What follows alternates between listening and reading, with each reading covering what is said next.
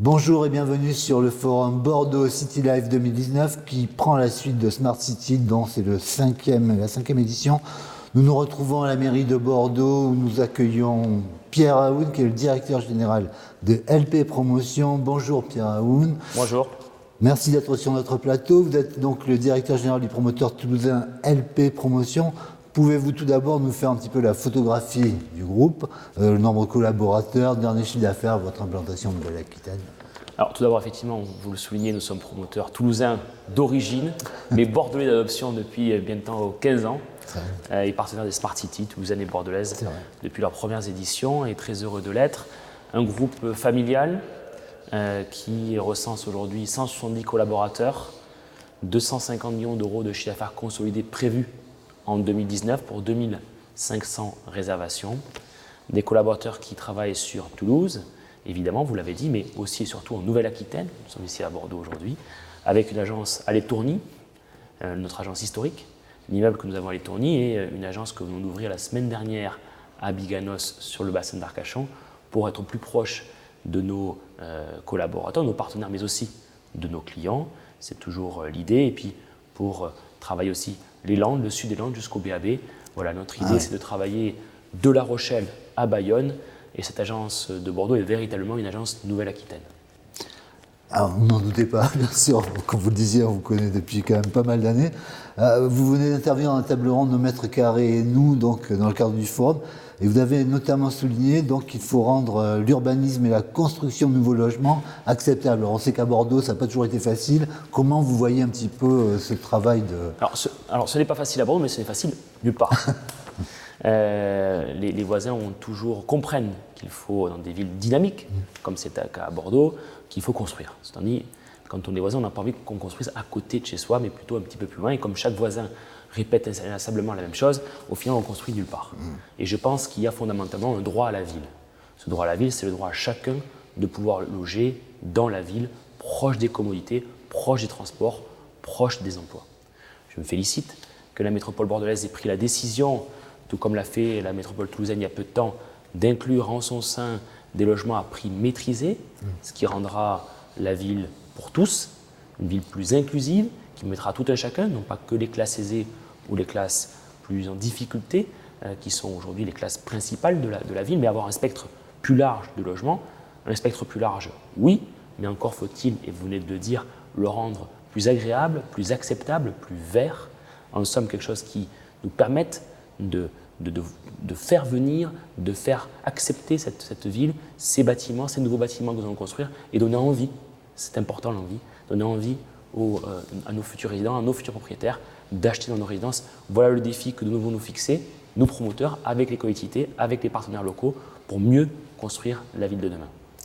Vous avez également insisté sur la valorisation du paysagiste au sein de LP Promotion, au même titre que l'architecte. Alors ça a l'air plutôt nouveau quand même. Alors comment il faut le comprendre en fait, cette évolution? Écoutez, c'est très simple. On parlait tout à l'heure d'avoir une ville plus acceptable, plus verte, plus agréable. Il est fondamental d'associer le paysage à l'architecture. Ça, tout le monde le fait, certes. On a pris la décision chez nous d'avoir sur chacun de nos projets un paysagiste et un architecte. On ne fait pas d'architecture sans se soucier du territoire, d'une part, s'associer à l'échelle micro de la parcelle. La parcelle, elle a un vécu, elle a une histoire, elle a des essences qui sont plus ou moins intéressantes, et je pense, et c'est ce que nous faisons, qu'il faut en somme faire un relevé de l'existant, un relevé vert de l'existant, avant de réfléchir au bâtiment, avant de réfléchir à l'architecture, avant de réfléchir au projet que l'on va proposer. Et ce projet doit s'inscrire dans la nature existante que l'on doit renforcer, et non pas à la place de la nature existante que l'on fait repousser. Pour moi, c'est le fondement même, c'est comment est la parcelle, comment est l'existant avant de s'attaquer à ce que nous allons faire. D'accord. Vous avez également évoqué un sujet qui est désormais vraiment d'actualité, puisque plusieurs hommes politiques en ont parlé récemment, celui de l'évaluation des hauteurs de construction pour freiner la consommation du foncier. Pouvez-vous nous préciser un petit peu ce que cela recouvre et comment ce message est reçu par la plupart des élus, en fait, même s'il y en a qui... Alors, deux choses, deux chiffres. Un étage en moins sur l'une de nos constructions, et ça nous arrive souvent dans la concertation, c'est 1 hectare consommé en plus. Oui, c'est énorme. On ne réalise pas que ça... On ne réalise pas l'impact de l'étage en moins. L'étage en moins, c'est 1 hectare de plus. Ouais, en France, on a consommé l'équivalent d'un département par an, et ce, depuis 10 ans. Ouais. Alors, comment tout ça est perçu? Évidemment, tout ça est mal accepté. Quand on dit qu'il faut construire plus haut, plus dense, la première action est une réaction évidemment négative.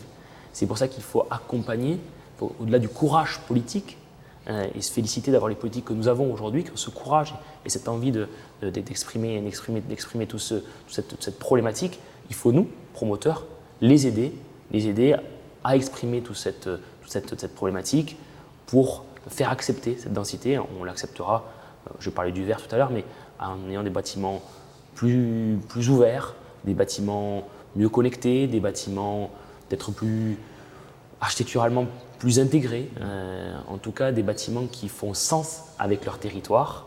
On met un bâtiment à un endroit et pas à un autre endroit. Voilà. Et réfléchir au cas par cas à ce qui doit être fait et réfléchir dans la concertation. C'est en concertant, c'est en accompagnant, c'est en discutant avec les parties prenantes et souvent avec l'association de quartier, avec les populations, ne serait-ce qu'avec les voisins, qu'on trouve très généralement un consensus. Et tout ça s'explique très intelligemment et tout ça peut être compris. Mais c'est beaucoup d'accompagnement, beaucoup de réflexion, beaucoup de concertation. Oui, justement, alors vous avez également une réflexion, on en avait déjà un petit peu parlé, sur le vivre ensemble, dimension que vous intégrez aussi dans vos bâtiments, dans la conception même. Est-ce que vous pouvez nous rappeler un petit peu comment vous articulez ça? Alors tout ça, le vivre ensemble, c'est un bien grand mot, mais on est acteur du vivre ensemble depuis 1987. Puis nous sommes hôteliers depuis cette date-là. Et pour moi, l'hôtellerie, c'est le sens du service. C'est l'ADN que nous avons en chacun de nos 170 collaborateurs. C'est l'ADN du service, de l'hospitalité. C'est bien ce qui fait qu'on essaie de travailler au quotidien sur ce vivre ensemble. Ce qui fait qu'on essaie de faire transpirer cet ADN service hôtelier sur nos réalisations du quotidien. Je pense aux régisseurs que nous avons dans chacune de nos résidences, de taille relativement importante, aux parties communes que nous faisons dans chacune de nos résidences pour que les gens puissent se retrouver, aux extérieurs, nous travaillons avec des paysagistes, un espace extérieur, oui, mais comment est-il conçu? Est-ce qu'il est partagé? Comment est-il partagé? Je pense à tout ça, puis je pense à toutes les innovations technologiques. Alors vous savez, je suis plus low-tech que high-tech, mais l'high-tech, oui, mais au service des autres, au service de la low-tech. On a énormément travaillé avec des startups sur des applications communautaires, avec le régisseur comme modérateur. On a travaillé avec des industriels sur la e-conciergerie. On a travaillé sur plein de sujets, mais des sujets qui sont là pour lutter contre l'isolement. Donc pas des sujets high-tech, mais des sujets de technologie, de la technologie au service de l'entraide, au service de l'échange entre nos différents résidents. Pierre Haroun, merci beaucoup d'être venu sur notre plateau. On reparlera de LP Promotion naturellement d'ici le prochain rendez-vous. Bonne journée à vous. Ça sera avec plaisir. Merci beaucoup.